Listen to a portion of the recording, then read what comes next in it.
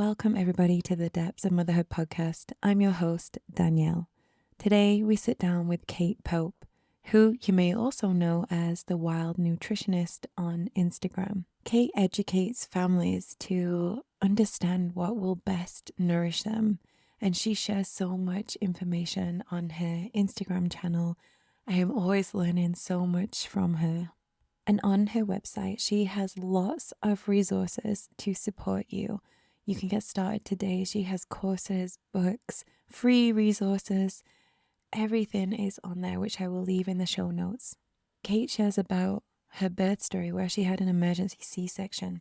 And this meant that there was a lot of medications that she was given that damaged her microbiome. And this is why she started on this journey to understand about microbiome and how we can support it. And I really feel Kate's passion as she shares, because it's so important for her to understand where her food comes from, whose hands it's been in, and how that is going to nourish her body. We talk about the brainwashing from society, about our addictions, on cravings. She talks about the habits and patterns that we have that can keep us locked in ways that don't nourish us, and it doesn't end there. It continues through our children, through our children's children. And this is not all to bring fear, but it's to wake us up so that we know where our food is coming from and what we are putting into our bodies. And we go into the topic of detox, because that's a big word that's thrown around, encouraging us to detox our body, but without knowing if our body is already nourished so that it can do this job of removing these toxins. And she talks all about that, and I find it so fascinating.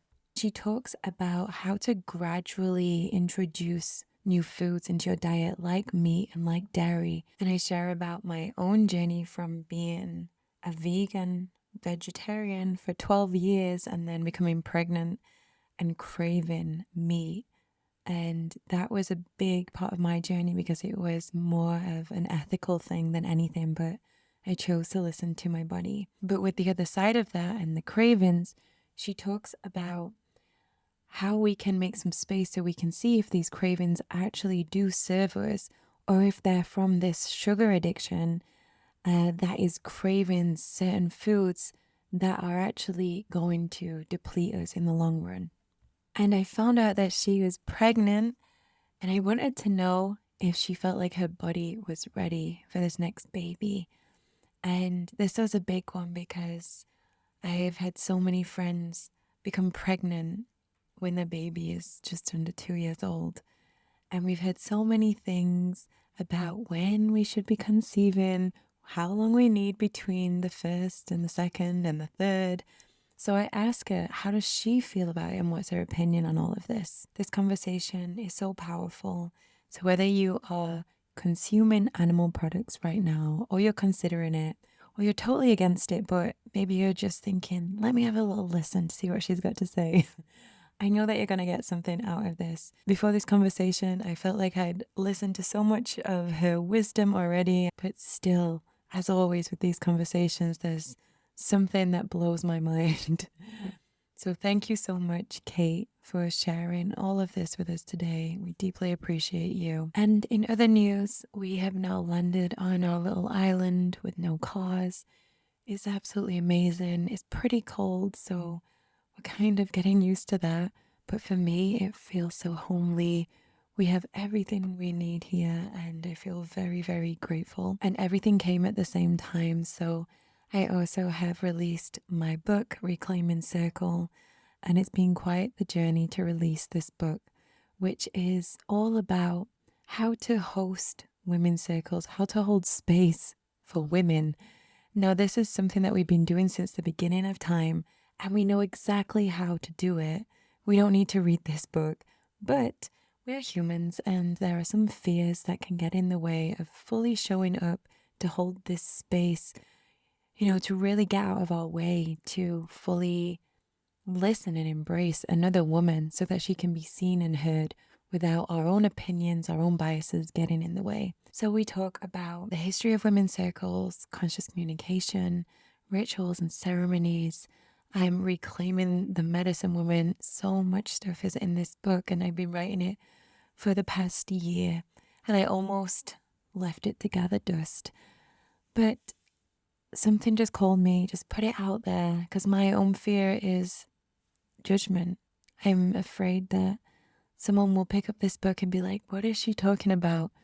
But that voice is in my own head, and maybe some people do think that, but that's none of my business. So I wanted to share that part with you too, because if there's something that is inspiring you, if there's something that is saying, please bring me into the world, listen to that calling. And if you have the space and energy to do it and it's knocking on your door, just give it that time.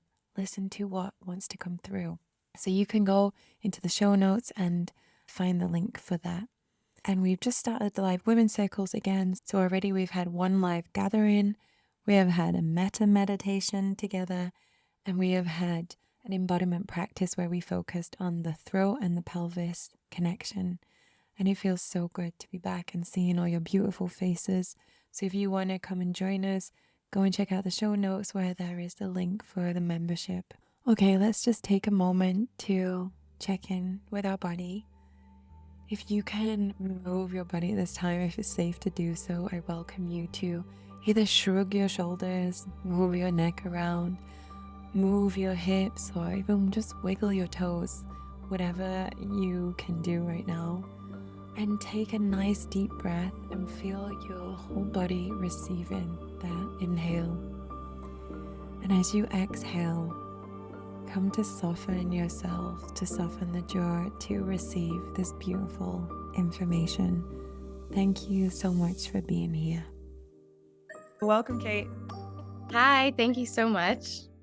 Thank you for being here. And what is your other name that people probably know you by on your Instagram? I am Wild Nutritionist, so you might have known me from there. That's a fun little nomenclature. I've always been gone by my first and last name, Kate Pope. So now I have another one, Wild Nutritionist. Everybody knows me by Great. it. I love it. And I've been following you for quite a while, actually, just secretly, because when I was pregnant, I had this craving to eat meat, and I'd been a vegetarian slash vegan for 12 years.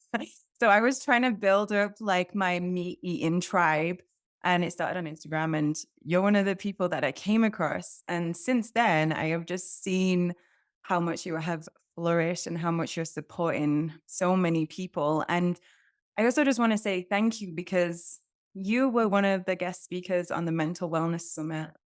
Is that last year or this year? Oh my gosh, this year.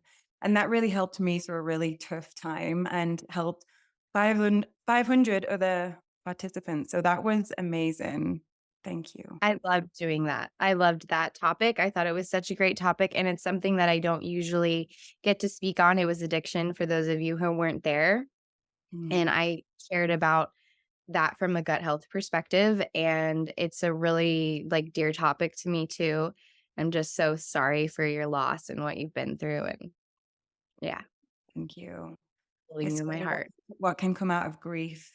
Yeah, that Yeah. really did help me through them moments. And just to say for everyone listening, that's still available, that video. So that is in the members area. So anyone can go and check that video out, which is amazing.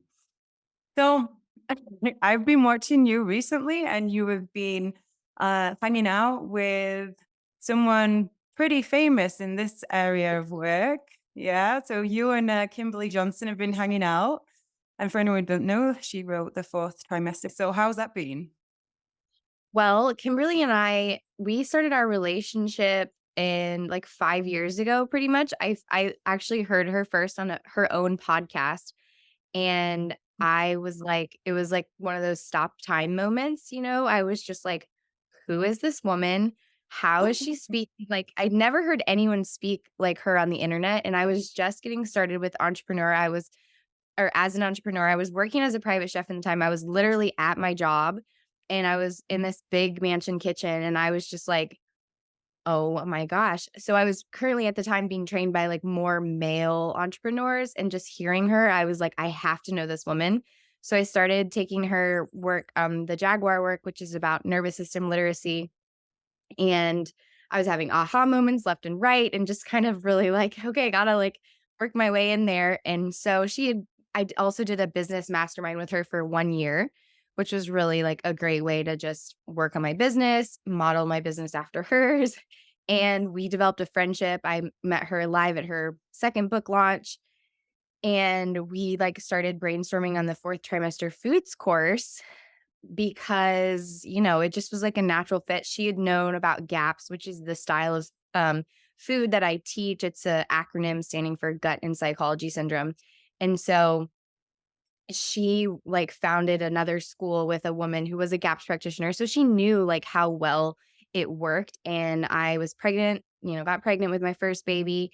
And I was like, okay, well, after I have the baby, we'll we'll work on this course. And so a year later, I'm now pregnant again. Uh 18 months since I've had my son. I'm in my second trimester, and we just released fourth trimester foods to the world. Amazing. Congratulations. Like for so many things. So Yeah. congratulations to this and congratulations on being pregnant. Wow. Thank you. I have so many questions to ask you. I'm like, where do I go with this? Like every time you give me something like, oh, ask you a question. But Yeah. I would love to know just like how you get started in doing this. I know you just touched on it then with what you were saying, but from going to the work that you were doing in this like male dominant arena and then coming to this point to supporting families to help them change their eating habits and helping them to understand more about their gut health. Right. Yeah, so I had a personal journey with my own gut health, my own health, specifically like my symptoms were a lot of immune symptoms. I would have like sort of like hay fever type of things, but I would sneeze. Sometimes it would feel like I would sneeze like over 300 times in a day. Like I would just like sneeze and sneeze and sneeze until I'd have to just lay down. And it could have been like histamines. That was like not a popular term at the time, but even if you have histamine issues, guess what? It's related to gut health. And your immune system, 80% of your immune system is in your gut. And so I went to nutritional therapy school while I was working as a private chef. And then I got a GAP certificate. So the like about 2 years later. And really, at the birth of my son, so I learned in the GAPS training that it's best for women to prepare their bodies for 2 years for pregnancy. And that's something that like not a lot of people hear or talk about or have like the luxury to do. I happen to have that time. So I started chipping away with my partner for 2 years. We worked on our gut health.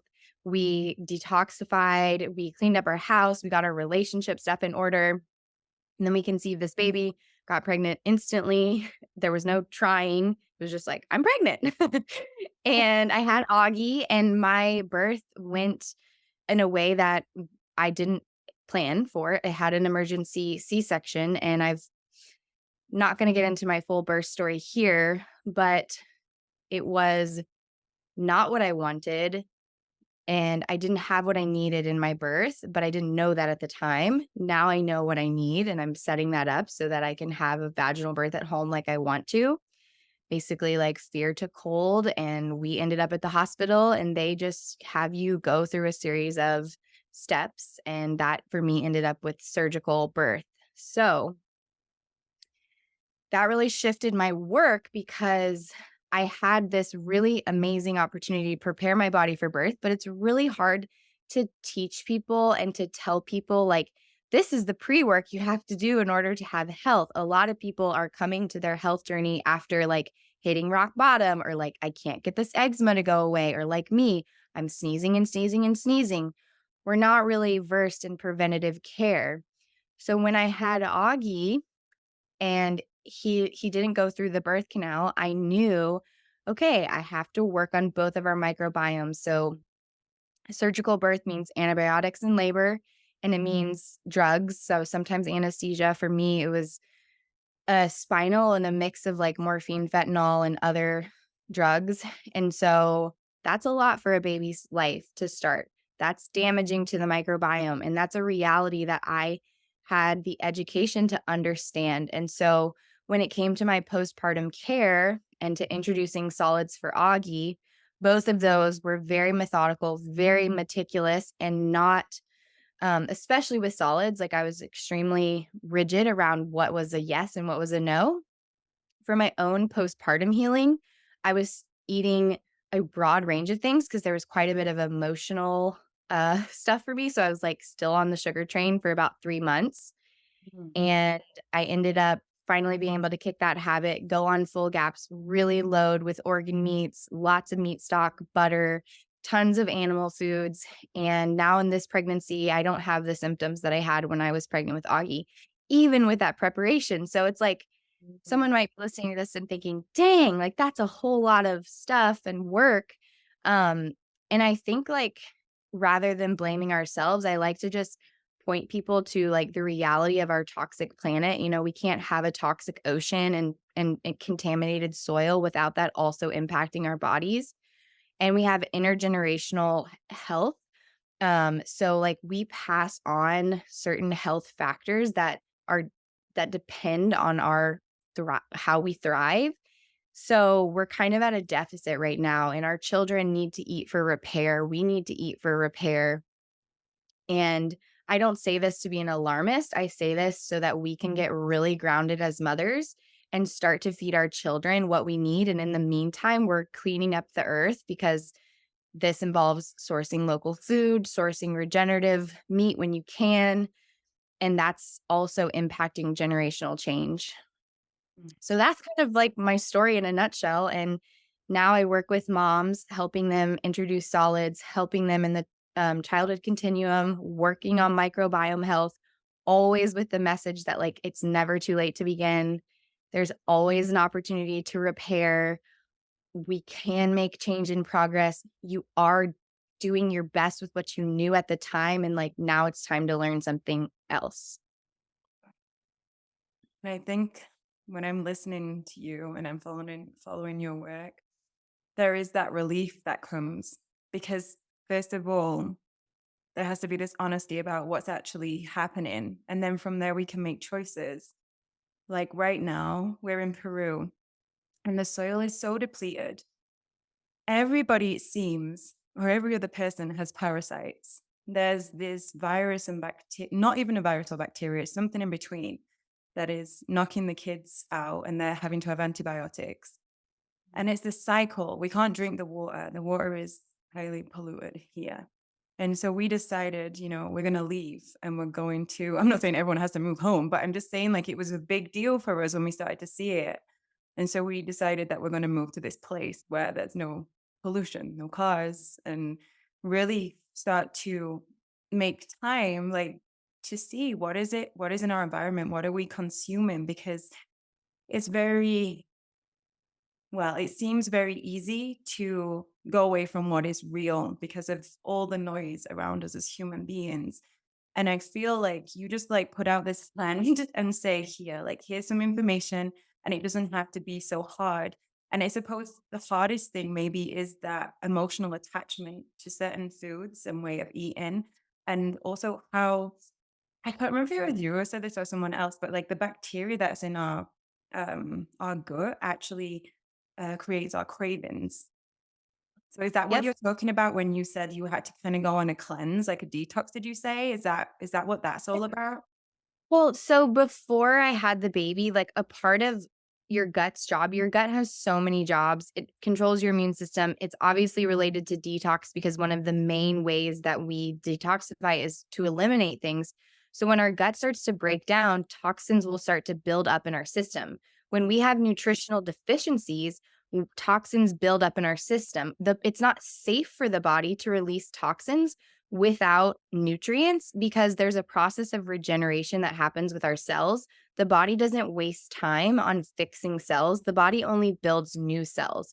So that means we need constant building blocks in order to regenerate those cells, to rebuild tissues and organs, which takes a lot of power. So when it comes to 25 years of standard American diet of, microwaves, aluminum foil, all the cleaning supplies, toxic makeup. Like I loved makeup when I was in high school. I had no idea I was putting lead lipstick on my face, you know? So it's just like there's an accumulation in my tissues.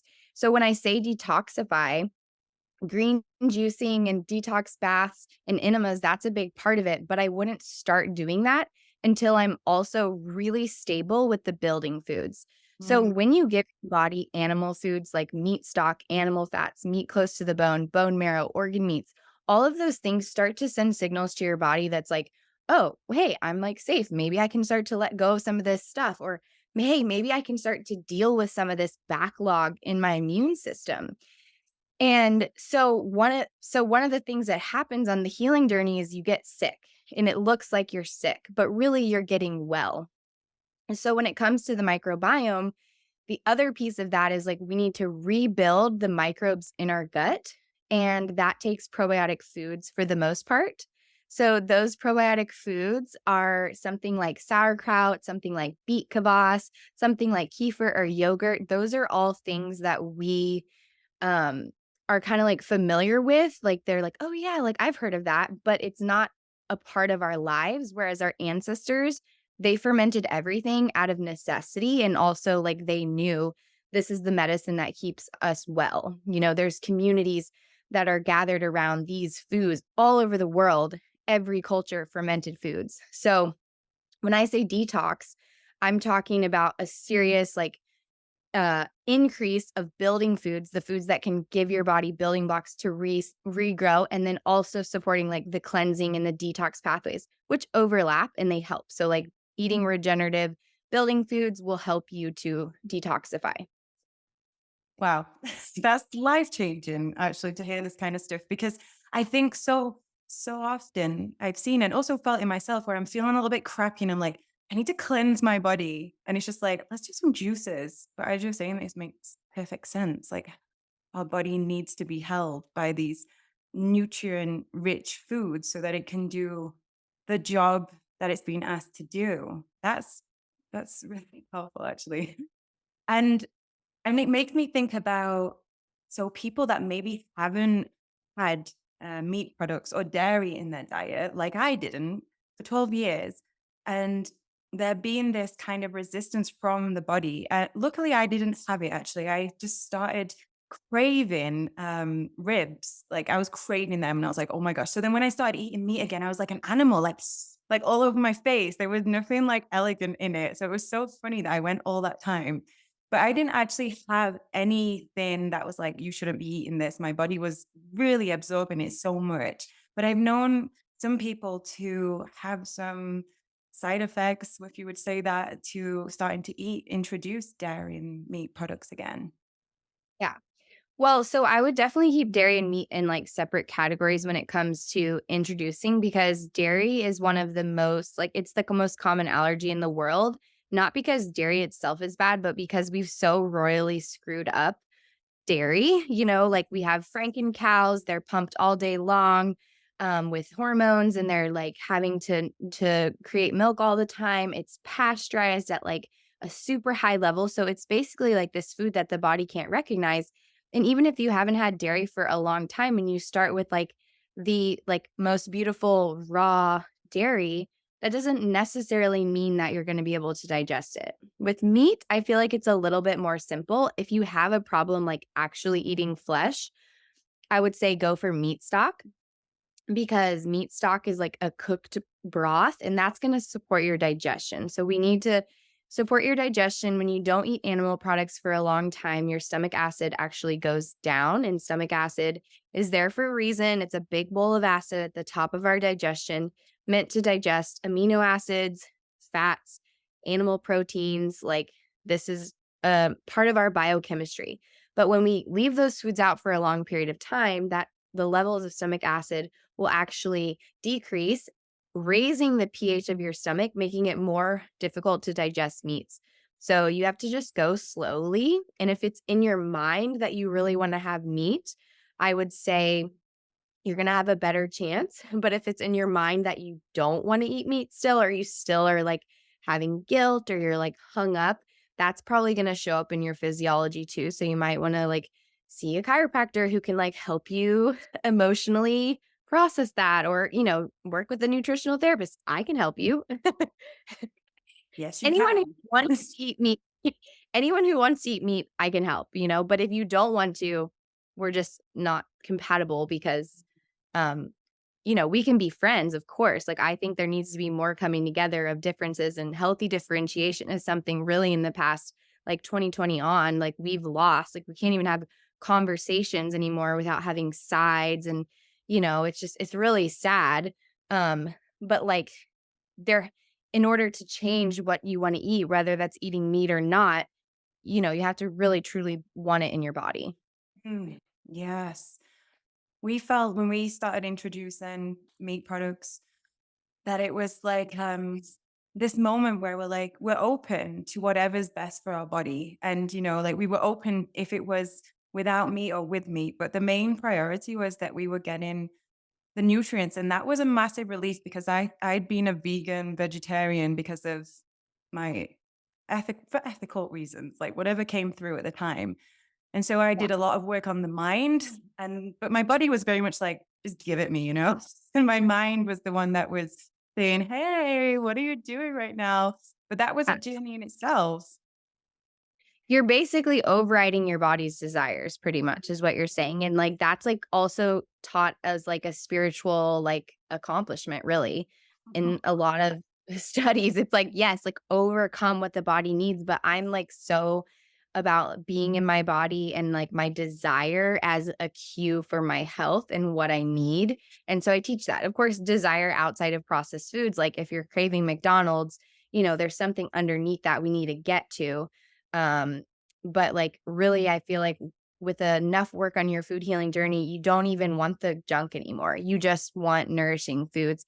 Even if you have a craving for something nostalgic, like a chocolate chip cookie, you might make it in a way that's more aligned with your principles, full fat, lots of good butter, fresh flour, etc., and eat it in moderation. Eat one and be satisfied. Whereas, like, I can't stop eating the cookies. That's showing you something about your physiology. It's less showing you about your will. It's more showing you about your gut flora, your nutritional deficiencies, right? Like, all of that is so important. And we just like love to bypass the body and make it about our mind so much. Yes, that is spot on because I think now that I'm eating foods that nourish my body, it's speaking to me more and more, and I trust it more and I feel more embodied as well, like 100%. Because my like spiritual journey came from yoga, but in a male sense of the way. So I was already like doing these movements of like, don't listen to your body, hold this position for so long. And now it's just like a homecoming, and food has been a big part of that. And I was wondering because we were touching on, well, we've been speaking about like vegan and vegetarian diets. And do you feel that it's possible to get the nutrients from a meat free diet? I think that for women who want to have children, no. Mm. I think that it's possible to feel good in this moment, but I think for the intergenerational health that we need, it's not possible. And really, we can look at the ancestral diets. And I know that's kind of like a catchy thing to say, but just look at the jaw structures. Like, just look at the face. Look at children today and how narrow their faces are. Why is orthodontists like, why does everyone think like, oh yeah, everyone has to get braces now? There was never any of that. There was these full mouths of beautiful teeth because they always ate animal foods or animal byproducts based on what was available to them locally and seasonally. So I'm not saying we have to gorge ourselves on meat, but we have to really look at a system, like, what could you really get locally that would just be your own grown vegetables that would really sustain you? Like, it's very difficult to do that. Whereas I can source everything I need within a 80-mile radius of my home and completely sustain myself, including my backyard garden of vegetables, right? Like, I love balance. I love seasonal eating. I love eating, the beautiful harvest of summer berries and squash. Like, I'm just digging squash right now, but I would never feel the way I felt if I didn't eat also liver and steak and shellfish and fish with all of those vegetable foods. I think some men can do it better than women, but women bleed. Mm. And vegetarian, yeah, you could probably, if you like eat so much egg, you eat so much dairy, you feel really good in your body and your children are healthy, like, sure, I guess, I can't argue that that's not working for you, but most people come to me and they need meat and they really see a difference with me, especially babies. I mean, babies, it's just so obvious. Like to me, they make things so obvious. Like, wow, feed my baby meat stock. Look how stable and calm and wonderful he is. So, yeah. This was the same with Araya. So because whoever's listening, you can't see if you're listening to the podcast, but my daughter's with me getting all this education too. Breastfeeding, obviously. You're getting a good look at both of my breasticles right now, but she loves meat. Like literally, she would prefer to be chewing on like a chicken leg any day. But there's one thing that I noticed, and I spoke about this in another episode with Sally Fallon, who's like the advocate for the Western Price work. And we were talking all about this, and I noticed my daughter's teeth like started to deteriorate very early on, and I'm like convinced it's from being a vegetarian and vegan for so long because our diet is so rich right now from pregnancy. But also then I look at my mother and my grandmother, and it was very yeah, I wouldn't say it was the most nutrient dense like diet of all time. So I actually enjoyed seeing it in a way because I was like, oh, and now we can do something about it. Now I can see her teeth, and then it's showing me where to put my attention. Like you said in the beginning about your birth, and I didn't say thank you, but thank you for sharing that. Yeah, and holding space, just holding space for your story as you were sharing.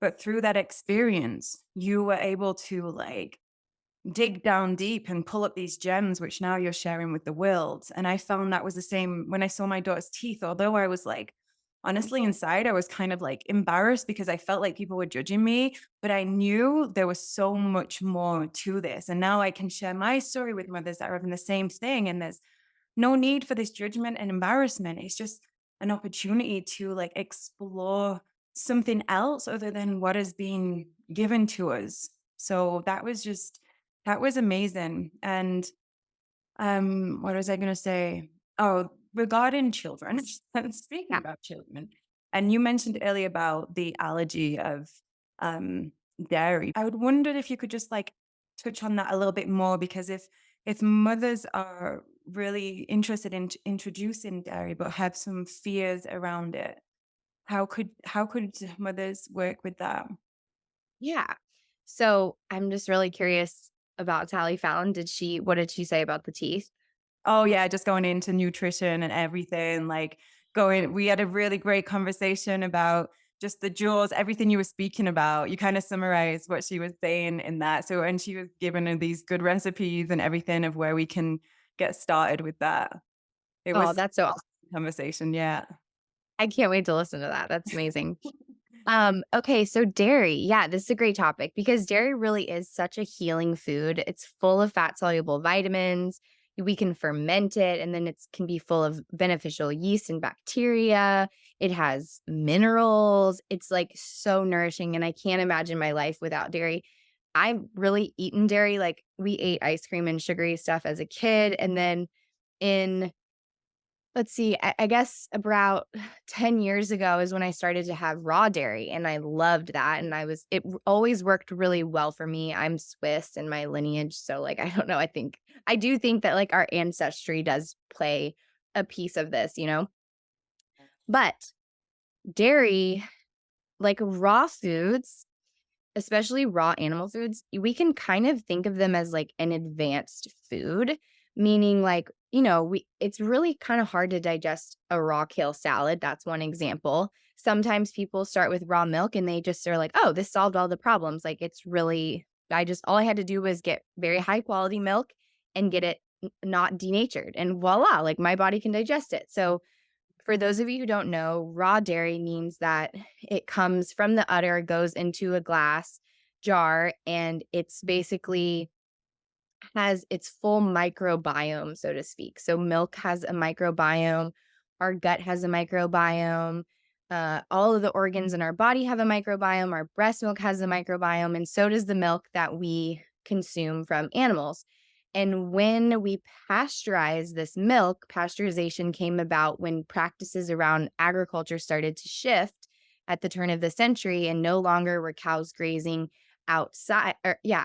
They were moved to buildings. And so this became a health risk because the cows weren't as healthy. So we better pasteurize this milk so that we can ensure that there's no overgrowth of bacteria. But what we do when we pasteurize the milk is we kill enzymes.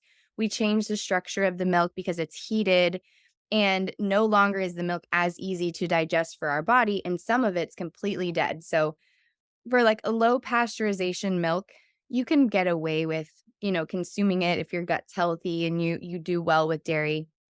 You can do really well with it if you ferment it. Whereas an ultra pasteurized milk that's coming a mixture of 1,000 cows and getting shipped all over the country and is shelf stable for 2 months, that is a question raiser right there, because we've taken a real food and we've denatured it to the point. Then we're consuming it and we're pushing it on children because like calcium is so good, and like, milk, like we still kind of understand on some level that like milk is good for us. Then we have this whole other wave where it's like, no, milk is very bad. Dairy is horrible. We need to do alt milks. We need to do nut milk. We need to do coconut milk, right? And like, there's a problem with that too, because there's estrogen in those nuts and there's pesticides in those nuts and there's gar gum in those nut milks. So it's like, where do we take this big mess that has been made of dairy? Let's simplify things. Let's get the local dairy that you can around you as a part of your gut healing journey. That would mean cow, sheep, goat, camel, could be any mammal, buffalo.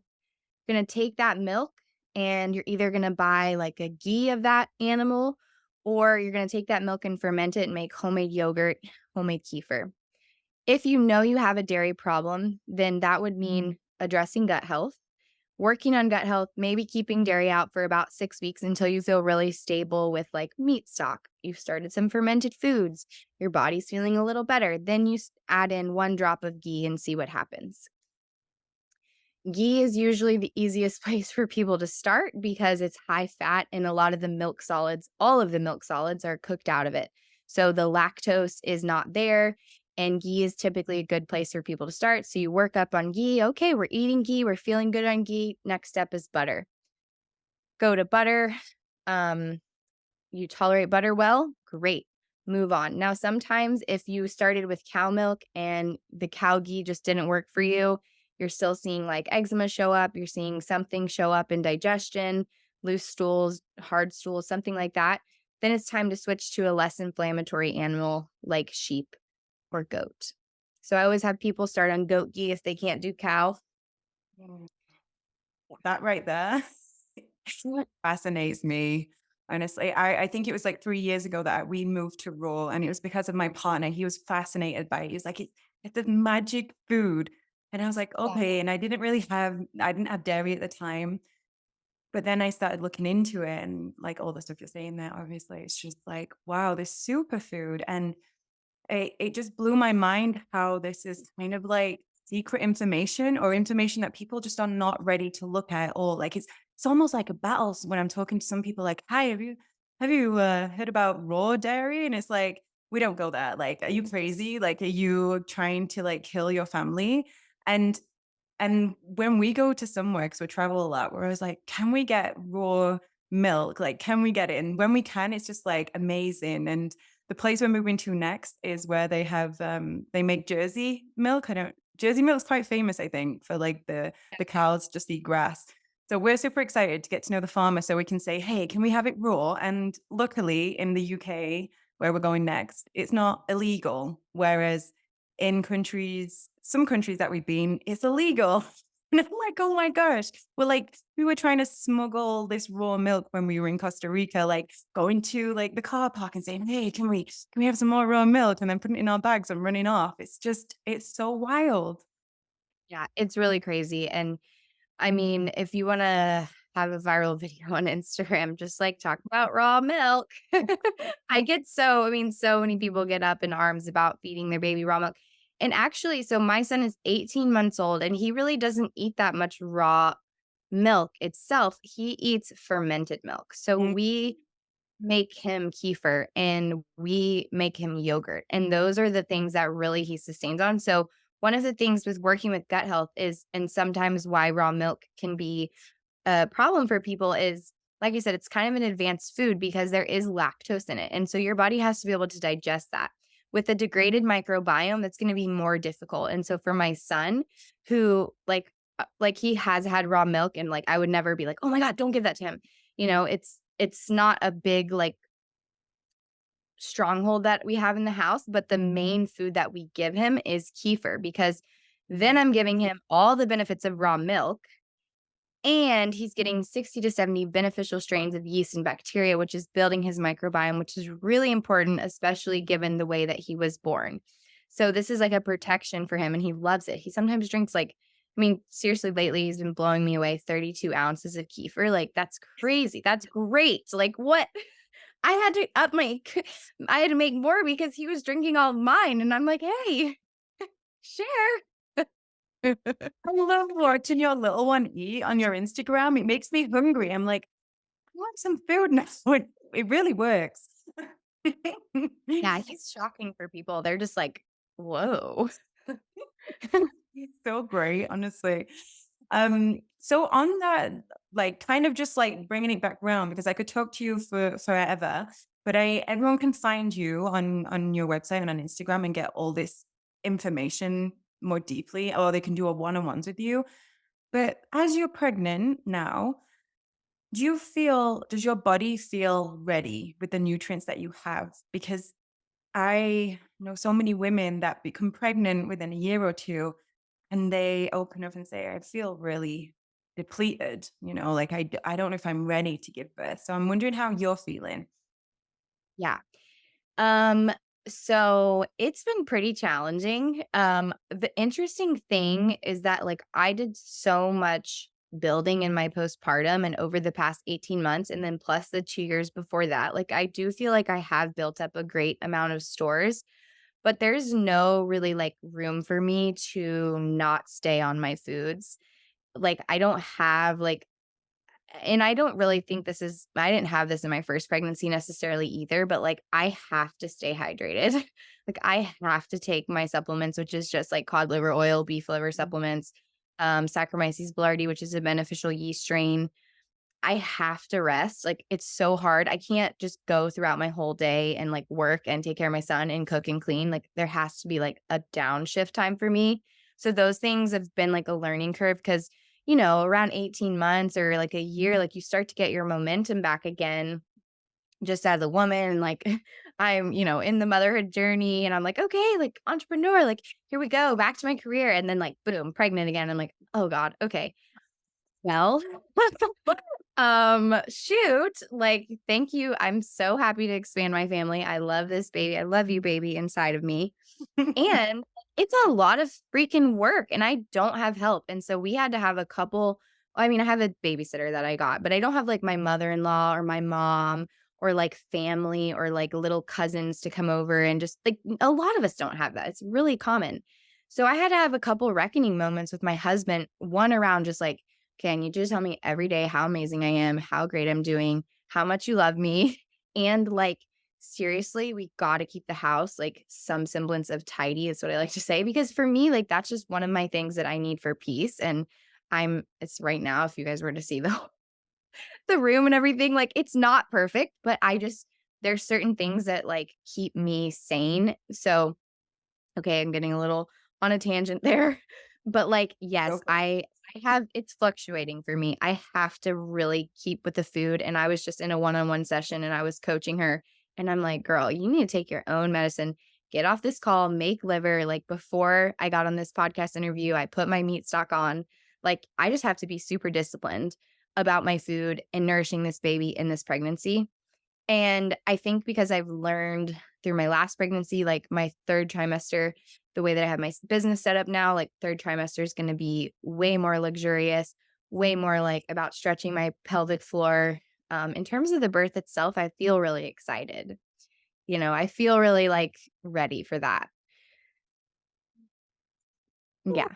I don't know. Every time I talk about birth or anything, I just feel like crying because what you explained with your first birth, I had a similar. I didn't have a cesarean, but I had to go to hospital to the last minute. So I also feel like when I become pregnant, I'm also really excited to experience something different. Like, who knows what it'll turn out like, but just because I have a bit of a, like, Yeah. insight to what's gonna happen. You totally have experience now. I mean, because for me, like, that was part of the whole chaos of my first birth. Like, I was pretty disassociated because I don't like, I feel like I felt so much that lack of intergenerational care, and, like, I needed, like, a grandmother there to be like, "You got this." Like, and I didn't no one told me that, and when it was like one whiff of fear, that my baby's heart was decelling and not accelerating up fast enough. It was just like, we gotta go. And I wasn't about to argue with that. Oh, Not wow. at the first birth, not in that I was like, "No, okay, this isn't 8 hours of labor." And I was like 10 centimeters. I mean, I was so close. Yeah, and So, that's that transitional point, right? I was the same. I had a few fears come up in my mind, and then I've got my partner because he was the only one there saying, "Do you want a coffee?" Because I was like passing out, and I'm like, "No," and I don't think you know what you're doing. Like, I need some mm, help. But it is so interesting because I went through my whole pregnancy feeling like I actually probably wasn't going to give birth to a child. Like, I was going to say pregnant forever because I'd never given birth. So for me, I could never imagine what it would be like. And I just spent all my time watching like orgasmic births and like gentle births. So as soon as I started screaming, I was like, well, this isn't what I was expecting. I need some help, somebody. interesting. Yeah, I know. Same thing. People were like, labor's gonna be slow. Mine was not. It was like, 8 hours is super. Like, I was going for 28, yeah. like crazy. I probably would have gone longer had they not surgeryed me, but, yeah, I mean, just to be 9 centimeters, 9.5 centimeters within, like, 4 hours is, like, pretty Mhm. fast for a first birth Wow. on average. I mean, it's Yeah. everything happen, and yeah, so just to kinda, like, button that question about child spacing, um, I will not be having another child in the next I'm trying to wait more Mhm. longer. Just Mhm. happen. God and, you know Well, it'll be perfect timing, that's all that Yeah, can I would perfect. agree. And it's like my own personal story, that to share more with people because I did have to like clear some of that intellectual stuff in the first trimester that I was like, but I'm supposed to wait 3 years. But like there's traditionally, ancestrally, we would wait, like I was, and so my Right. chiropractor, okay, let's just like get that out. We had to just and I knew, like, in that moment in my body, that was what was so weird about it. I knew, like, I wanna be pregnant right now. I'm so happy this baby's here. Like, I know I can do this. The timing is right, but my mind was running with that, like, "No, there are rules." So sometimes we have to throw the rule book out the window and do the best with what we have, but, like, hopefully we've prepared enough along the way that we can, make the best of like, this is the human experience. Yeah, and whatever comes up, then you'll probably make a course on it anyway, so whatever. So before we wrap this up, I'd love for you to share a little bit about where people can find you and what you're offering. Especially, so this will be coming out in January, like I mentioned. So you'll be due, are you due in March? You'll be Yep, in your end third, of March. third Yeah. trimester. Yeah. So Yes. yeah, how's it? How can people learn from you and continue this journey with you? Yep. So, first of all, come find me on Instagram, Wild Nutritionist. There's a lot of action over there on that account. It's really fun. And I like to post every day, but sometimes that doesn't happen. Um, and I talk a lot about, care, food in the childbearing continuum. I have a signature course, which is called Mama Baby Biome. And this course is all about taking care of the shared microbiome of the home, shared microbiome of the family. It's really great for mamas with babies around like 6 months old or a little younger, a little older. We also have mamas with babies like up to five, children. And I talk about picky eating. We cover gut health thoroughly, and we have cook-alongs. We talk about probiotic foods versus supplements. We talk about eczema. We talk about chronic immune problems. We talk about allergies. So all the symptom stuff is in that course, and that's really thorough deep dive of a course. And then I have a second course called Postpartum Foods, fourth trimester foods with Kimberly. We were talking about at the beginning. And that's going to be a little bit more around, specifically how do we prepare for the fourth trimester? I really want a lot of partners, mothers, grandmothers, birth workers to get into this course so that we can help more mothers and help more mothers thrive, because it's not just on the mom to take care of herself. We need to care for mothers in a really deep and nurturing way. That's actually quite simple, but it's about a reframe and kind of like positioning, it's not even on the mother to educate those people that. So I like to say, get Kimberly Ann Johnson's book, The Fourth Trimester. Hey, mom, check this book out. Like, this lady did some research. I think it kind of makes sense. And let them read it and be like, okay, now I know what to do to help my daughter, because people do want to help when the baby is born. A lot of times they just don't know how. And so that's what fourth trimester foods is about, in a lot of ways, helping people help mothers. Then thank you so much for the work that you're doing and what you've created and making it so accessible. Well, yeah, I loved it. It was so wonderful to talk with you. I'm super excited. So thank you so much.